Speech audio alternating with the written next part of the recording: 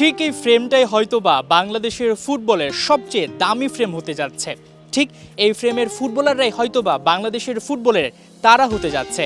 বহুল প্রতীক্ষিত একটা ফ্রেম। বিশ্বের বিভিন্ন দেশ থেকে ছুটে এসেছেন প্রায় 43 জন প্রবাসী ফুটবলার। 52 জন অংশগ্রহণ করার কথা থাকলেও এখন পর্যন্ত ঠিক এই সংখ্যাটাই বাফুফে জানিয়েছে। অনেকে এখনও পথে রয়েছেন। ট্রায়ালের আগের দিন ঠিক ফুটবলাররা কি করলেন? প্রথমেই তারা তাদের রেজিস্ট্রেশন সম্পন্ন করেছেন। এরপর একটা ওরিয়েন্টেশন প্রোগ্রাম হয়েছে, যেখানে তাদের বুঝিয়ে দেওয়া হয়েছে ট্রায়ালটা কিভাবে হবে, কোন প্রসেসে হবে, সব কিছু। ফাইনালি 48 ক্যান্ডিডেটস আসছে আল্লাহর রহমতে 14 কান্ট্রিজ থেকে। ওদের রেজিস্ট্রেশন এবং ওরিয়েন্টেশন হয়েছে। তারা নিজেদের খরচে এত দূর এসছে, বাংলাদেশে এসছে ছেলেদের ট্রায়াল দেওয়ার জন্য।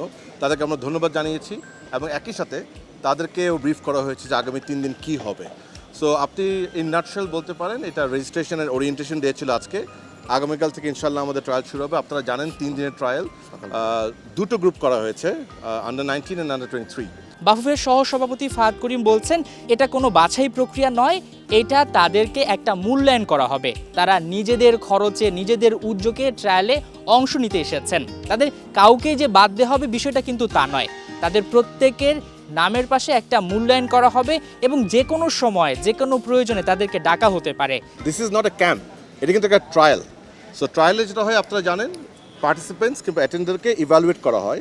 সো 30 তারিখের পরে আপনি জানেন আমাদের একটি অত্যন্ত রিচ প্যানেল করা হয়েছে, যেখানে একটা ডাইভার্স গ্রুপ অফ পিপল থেকে প্যানেল করা হয়েছে। আপনারা জানেন যেখানে ক্লাবদের কোচ আছে, আমাদের টিডি আছেন। সো ওনারা ইন্ডিভিজুয়ালি সবাইকে ইভ্যালুয়েট করবে। 30 তারিখের পরে ওনাদের ইভ্যালুয়েশনগুলি সবগুলোকে কম্পাইল করা হবে।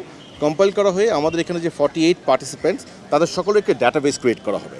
ট্রায়ালের পরে ইনশাল্লাহ যদি এখান থেকে আমরা বেশ কিছু talent pi, that will be the best thing and of course we hope for that. But again আমরা এখানে কিন্তু সিলেকশনের জন্য আসেনি, আমরা এখানে একটা অপরচুনিটি দিচ্ছি যারা বাংলাদেশের জন্য খেলতে যাচ্ছেন নিজ উদ্যোগে, এবং একই সাথে আমরা তাদেরকে মূল্যায়ন করছি এবং সেই মূল্যায়নের রিপোর্টটা আমাদের কাছে থাকবে। ডেফিনেটলি যখন যাকে আমাদের প্রয়োজন হয়ে মনে পড়ে সেই ডেটাবেস থেকে উই ক্যান পিক। একটা সময় যখন বাংলাদেশের ফুটবল ম্যাচ হতো, জাতীয় স্টেডিয়ামের গ্যালারি থাকতো ফাঁকা। ঠিক হামজা চৌধুরী আসার পর থেকে সেই স্টেডিয়ামে পূর্ণতা পেয়েছে। একই সাথে শুধু যে হামজা চৌধুরী বারবার আসবে আর তখনই গ্যালারি পূর্ণতা পাবে বিষয়টা তা নয়। ভবিষ্যতের তারকা তৈরি করতে, ভবিষ্যতের পাইপলাইন তৈরি করতে এই প্রবাসী ফুটবলাররা বেশ গুরুত্বপূর্ণ। আজকে তারা মাঠের একটা নতুন আবহ তৈরি করেছে। একটা সময় হয়তোবা ঠিক এই জাতীয় স্টেডিয়ামে সব সময় যখনই বাংলাদেশের ম্যাচ হবে সেই গ্যালারি কানায় কানায় পূর্ণতা পাবে। এখন দেখার পালা প্রবাসী ফুটবলাররা বাফুফের কতটুকু প্রত্যাশা পূরণ করতে পারেন।